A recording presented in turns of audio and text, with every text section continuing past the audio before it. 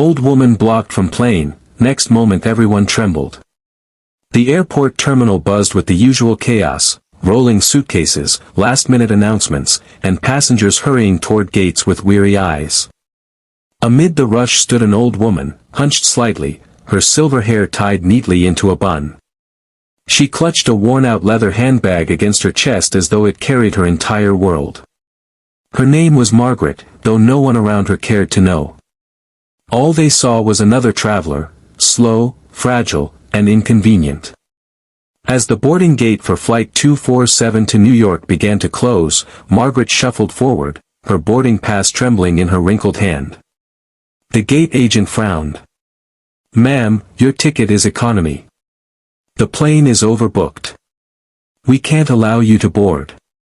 Her lips quivered. "But, my granddaughter is having surgery tomorrow. I promised I'd be there when she woke up." The agent sighed, unmoved. "I'm sorry, rules are rules. We'll put you on tomorrow's flight." The word struck Margaret like a hammer. Tomorrow would be too late. Tears filled her eyes, but before she could plead further, a businessman in a crisp suit behind her scoffed, "Come on, lady. You're holding up the line." Others began murmuring impatiently. She was old, alone, and powerless. And then, something unexpected happened. A young soldier, barely in his 20s, stepped out of line. His uniform was neatly pressed, his boots scuffed from duty. Without hesitation, he placed a firm hand on the counter. "Give her my seat."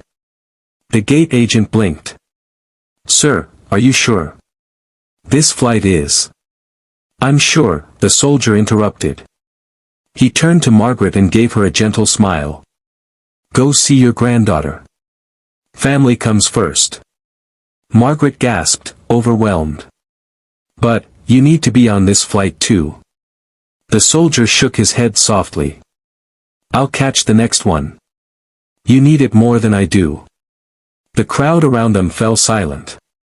Whispers spread through the line, some astonished, some ashamed. The same businessman who had scoffed now lowered his gaze. People trembled, not from fear, but from the weight of the moment. It was as if the entire terminal was holding its breath, witnessing something pure and selfless in a world too often hardened by hurry and indifference.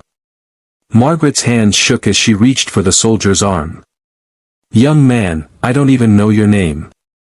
"Daniel," he said with a modest grin. "Just Daniel."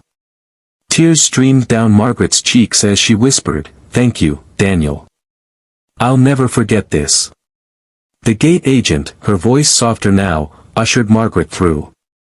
As the old woman disappeared down the jet bridge, the atmosphere in the terminal shifted.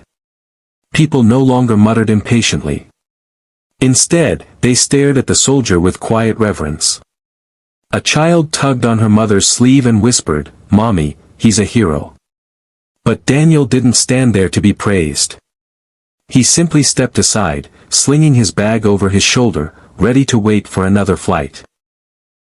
His calm humility only deepened the awe of those who had witnessed the exchange.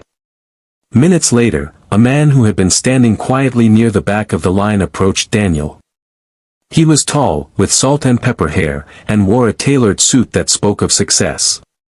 He extended his hand. "Son, that was one of the most selfless things I've ever seen. Do you know who you just helped?" Daniel shook his head. "Just a grandmother trying to reach her family." The man smiled knowingly. "That grandmother happens to be Margaret Hayes, the widow of a decorated veteran. Her husband saved countless lives in World War II. And her granddaughter? She's only 8 years old, battling a rare heart condition. That surgery tomorrow, it's life or death." Daniel's eyes widened. His act of kindness had unknowingly connected him to a story bigger than he could have imagined.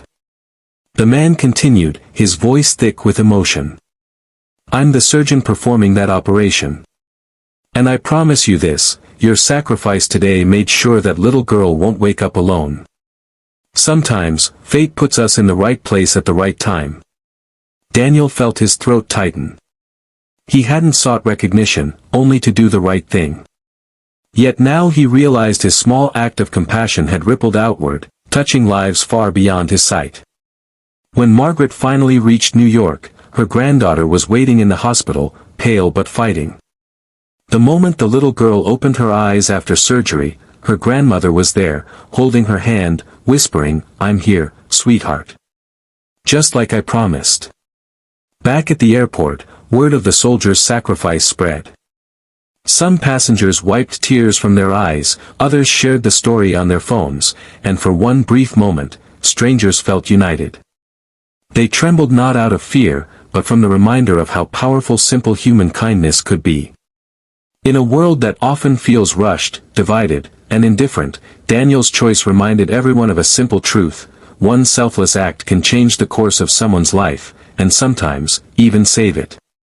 Compassion costs nothing, yet it is worth everything. When we pause to put humanity before convenience, we not only lift others but also awaken the goodness within ourselves.